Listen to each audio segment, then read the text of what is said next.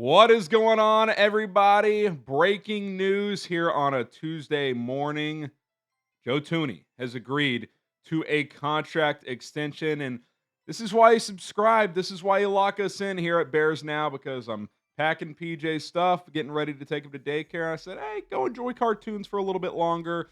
I'm going to get you guys a breaking news video. So hit that subscribe button, turn on notifications so you know exactly what's going on with the Chicago Bears because they have made a move. And Ryan Poles called it a priority after the NFL draft to get a Joe Thuney extension done.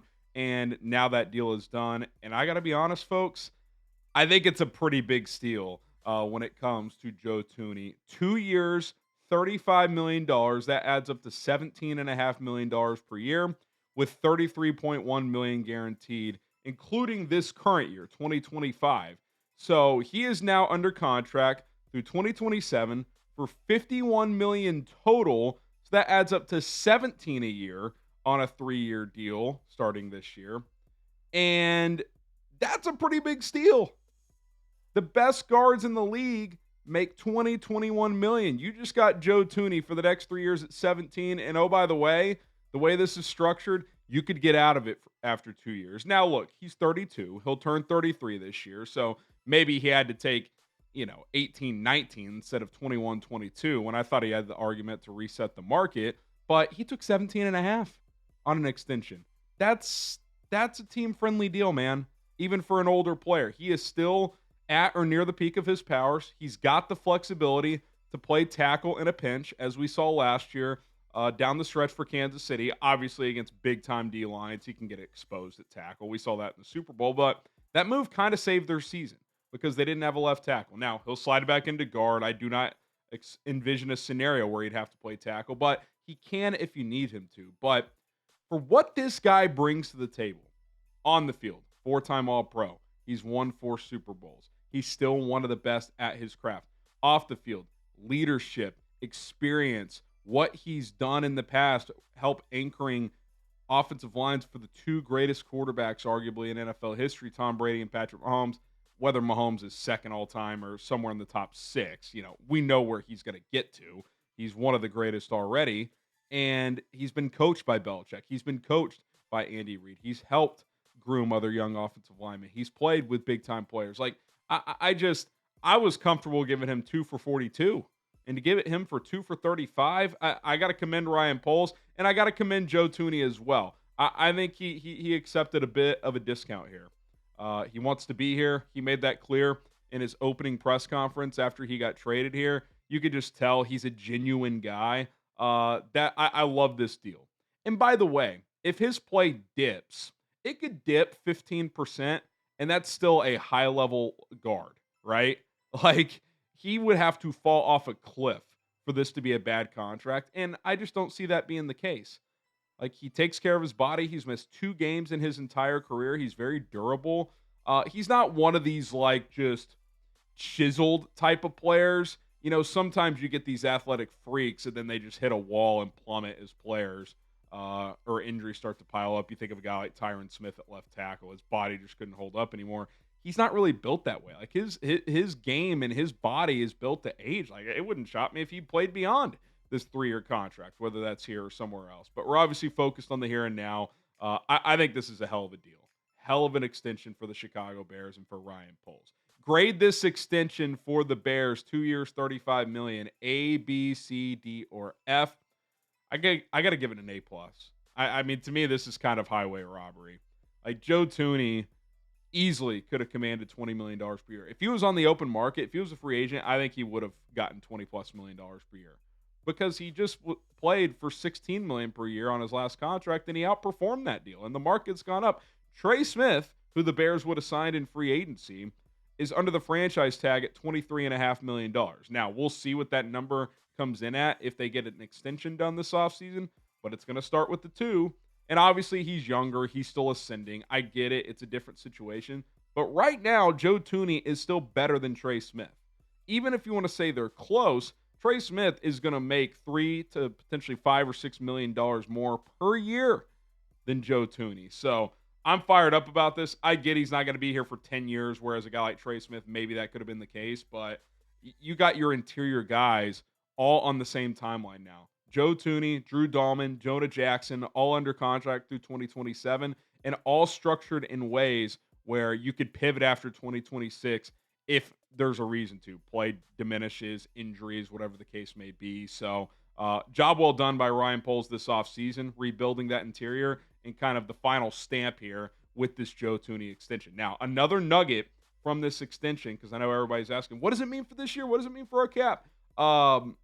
His cap hit this year drops to $8 million, which saves $7.5–8 million against the cap for 2025. So plenty of money for the Bears to sign their draft class and have some money left over. I think they'll have about $5–6 million left over after the draft class is signed, which is about the number teams like to go into the season with. Now, I also think it starts the flexibility of making another move this year, whether it's now, whether it's at the trade deadline, whatever the case may be. So, one thing we have to give Ryan Poles a lot of credit for is he's pretty good at structuring contracts. He keeps the Bears flexible both in the present and in the future. Now, there will probably come a time where you want to make an all-in move to push money down the road for a certain player. Maybe they do that. Maybe they restructure a DJ Moore or a Montez Sweat or a Jalen Johnson to free up even more money this year and kick the can down the road on one of those players. Like that could happen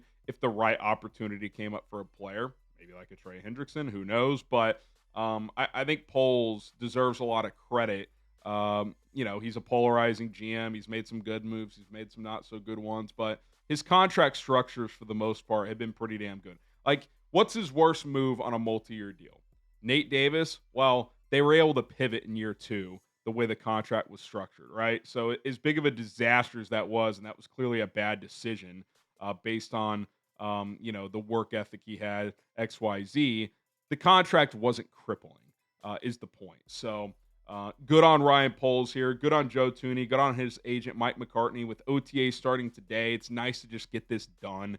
This was the final potential extension that the Bears would do. There's no one else that they would extend at this point in time. I mean, there's extension eligible players like, a guy like Jaquan Brisker, but given his concussion history, they're just going to play this year out and kind of see what happens there. So, Joe Thuney, welcome. Congratulations. Shout out Ryan Poles. Good deal for everyone involved, especially the Bears. I think Thuney did the Bears a solid here. And now you think about this offensive line as a whole as OTAs gets underway. We'll come back to left tackle in a minute, but Joe Thuney at left guard, again, under contract through 27. Drew Dahlman at center, again, under contract through 27. Jonah Jackson at right guard, under contract through 27. And Darnell Wright at right tackle, who has this year and next year and a potential fifth-year option. And if he has a big year this year, he'll probably get an extension next offseason. So you could see something building here. It's going to take time to build cohesion. That really starts today as OTAs get underway. Obviously, there's no contact, but the communication aspect and what the guy next to you is going to be doing on certain plays like that all starts now. So like Ben Johnson has harped on the last month or so, details, and fundamentals. That's what the springtime is about. It's not about winning jobs, which will happen in training camp. It's about harping in on the details, learning, building that cohesion with the playbook, and then the competition will ramp up at training camp. That's how that's going to go. And speaking of not winning jobs in the spring, obviously left tackle could be the one job up for grabs once training camp gets here. I would guess Ozzy Trapilo gets the first crack as OTAs open up. We'll see when Karan Amagaji gets in there, but he'll get an opportunity as well. And obviously, Braxton Jones is still rehabbing that ankle surgery, so he's currently unavailable and will not be available until training camp, and it's unclear how healthy he'll be once training camp starts. Ben Johnson estimated that he'll be back for training camp, but that he'll be limited. So what does that mean? Limited of reps each day, one day on, one day off. Who knows? We'll know more once we get closer. But for now, left guard through right tackle, you feel pretty darn good about if that group can come together and build something. If the left tackle can just be, average, I feel good about the rest of the unit, especially if Jonah Jackson can bounce back, which we're all hoping and expecting he can do. All right, that's going to do it for Chicago Bears Now. Appreciate everybody for tuning in. Jonah Jackson, he's also under contract. Joe Thuney, Congratulations and welcome to the Chicago Bears under contract through 2027.